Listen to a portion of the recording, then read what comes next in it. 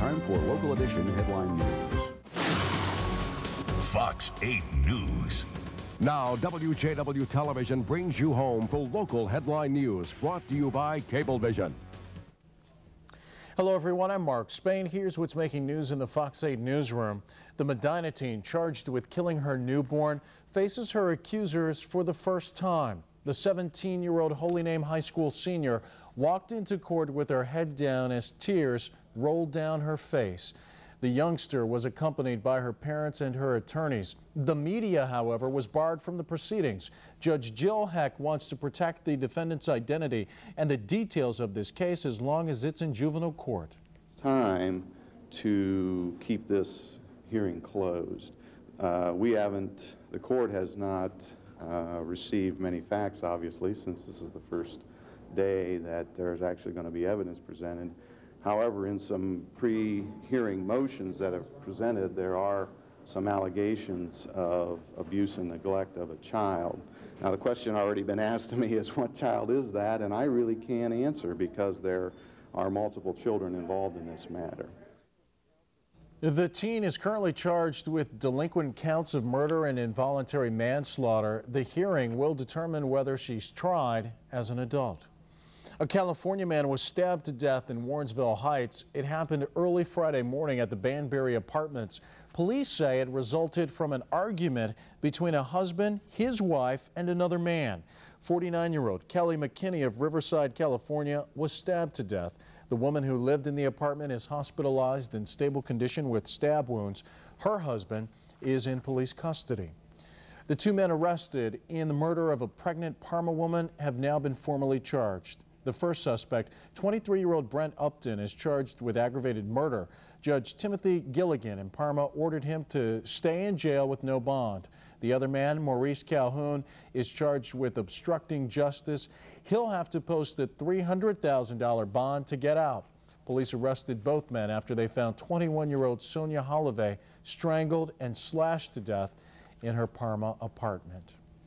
A bear scare near Columbus ended with the sound of gunfire. People in Licking County reported a black bear wandering around their community.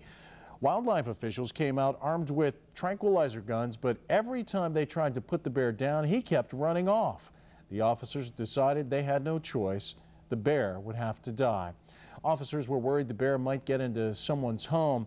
The fact that black bears are rare in Ohio made their decision to shoot it even tougher. It's an all-out war to find the owner of a burned-out East Side building who's ready to come crashing down. That's according to the Ward 13 councilman who's trying to get this eyesore demolished. But he wants building owner Donald Bram to pay for it, not the city's housing department. Bram, meanwhile, has filed an appeal with the city demanding more time. A court hearing on the matter has been continued. Bram, who was not available for comment, faces an arrest warrant from the housing court related to another piece of property. Fox 8 Headline News will continue after this. Did you know that Mr. Cash makes home equity loans to homeowners like you at competitive terms? Just listen to your friends and neighbors. With a baby coming, we just couldn't afford to fix up the extra room. Mr. Cash saw the equity we had in our home. The rest was simple. Credit card bills were nearly eating me alive. I thought there was no way to send my son to college. Mr. Cash made me a loan, even showed me how I might take it off my taxes. For immediate cash, homeowners call now. 1-800-444-CASH. A Columbus Juvenile Detention Center is under lockdown after a small uprising. About 35 youngsters took part in a 15-minute disturbance in one of the units at the Training Institute of Ohio. A half-dozen staff members were treated for bruises, cracked ribs, and a broken nose, but no one had to be hospitalized.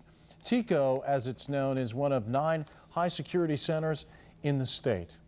And Ohio State University is looking for a new president. That's because current president Gordon Gee is leaving. Gee is heading to a Big Ten Ivy League school. He will become the 17th president of Brown University. Gee will take over the helm at Brown on January 1st. For Fox 8 Headline News from across Ohio, I'm Mark Spain. Make it a fabulous weekend. Take care. This has been a presentation of Channel 8 News, brought to you by Cablevision. Fox 8 News.